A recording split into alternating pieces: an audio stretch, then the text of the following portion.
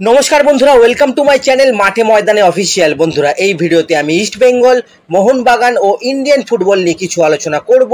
তোমরা যারা যারা আমার ভিডিওটা দেখছো, আমার চ্যানেলটা প্লিজ সাবস্ক্রাইব করে নাও ইন্ডিয়ান ফুটবলের এরকমই আরো আপডেট পেতে। প্রথমে যদি আমরা একটু কল্যাণ চৌবে, প্রেসিডেন্ট AIFF এর কথা বলি, তো একটা খবর খুব ঘুরছে যে ভারতের যিনি ক্রীড়ামন্ত্রী মানসুখ মান্ডাভিয়া, তিনি ফেডারেশন সভাপতি কল্যাণ চৌবেকে ডাইরেক্ট পদ ছাড়ার জন্য বলে দিয়েছেন। ফেডারেশনের সবাই কিন্তু এই খবরটা নিয়ে কিন্তু কথা বলছে, যেহেতু AIFF সভাপতির যেটা কাজ দেশের একটা লিগ সুষ্ঠুভাবে করানো, মানে এখন তো ISL করানো, পাশাপাশি আই লিগটাও করানো, সেটাই যখন করাতে পারছে না প্রেসিডেন্ট, যেটা বেসিক একটা কাজ, তাই তার পদ ধরে বসে থাকার কিন্তু আর কোনো মানে নেই।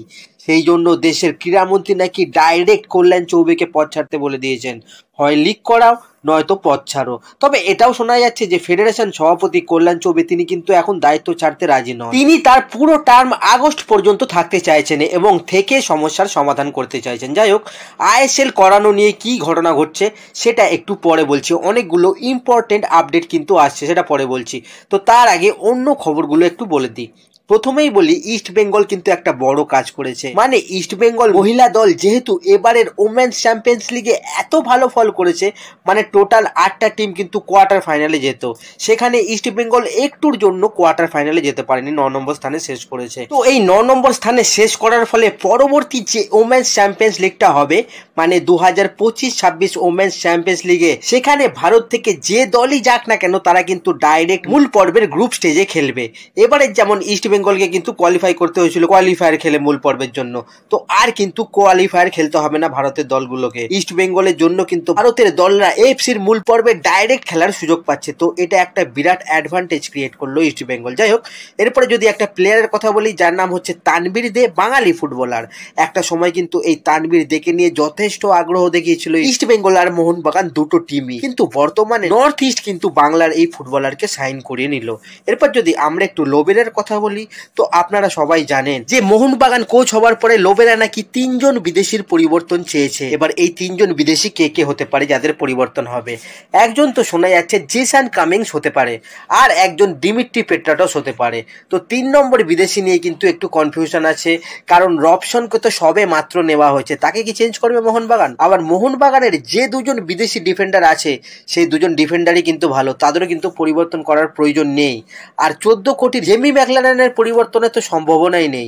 দেখা যাক এখন 3 নম্বর কোন বিদেশির পরিবর্তনের কথা হচ্ছে। লোবেরা শোনা যাচ্ছে কোনো একজন ব্রাজিলিয়ান প্রোফাইল নাকি চুজ করে রেখেছে অলরেডি মোহনবাগানে আনার জন্য, সাথে আবার হুগো বুমোসেরও কিন্তু আনার কথা হচ্ছে। দেখা যাক এখন শেষ পর্যন্ত কি হয়। যাই হোক, এরপরে বলি ISL নিয়ে কি হচ্ছে। তো অনেকেই দেখছি নিশ্চিন্ত হয়ে গেছে যে কেন্দ্রীয় সরকার যেহেতু ইনভলভ হয়ে গেছে, মানে ISL হবেই। তো সবাইকে বলে দিই, কোর্ট রায় দেওয়ার পর আজকে পর্যন্ত FSDL, ফেডারেশন, কেন্দ্রীয় সরকার এরা কিন্তু কোনো রকম কোনো মিটিং এখনো পর্যন্ত করেনি। ভারত এখন কমনওয়েলথ গেমসের কিন্তু দায়িত্ব নিয়েছে, সেটা আহমেদাবাদে হবে।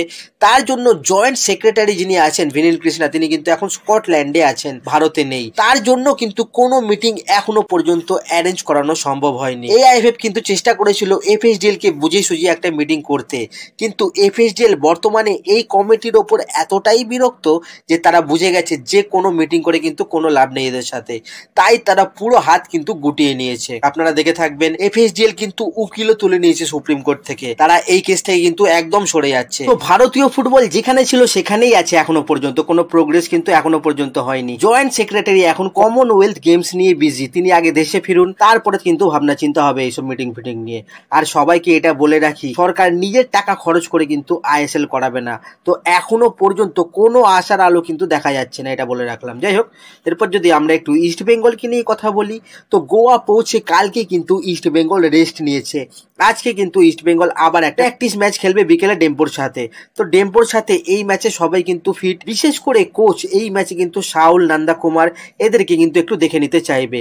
আর ট্রেনিং এর সময় কিন্তু এডমুন্ড লালডিন্ডিকা কিন্তু খুবই নজর কাটছে, তাকেও কিন্তু অস্কার এই ম্যাচে জ্বালিয়ে নেবেন। তো আজকে প্রস্তুতি ম্যাচে কি হচ্ছে সেই খবর কিন্তু আমরা পরে দিয়ে দেবো। তো এই ভিডিওতে আপাতত এতটুকুই, দেখা হচ্ছে আবার পরের ভিডিওতে। নমস্কার।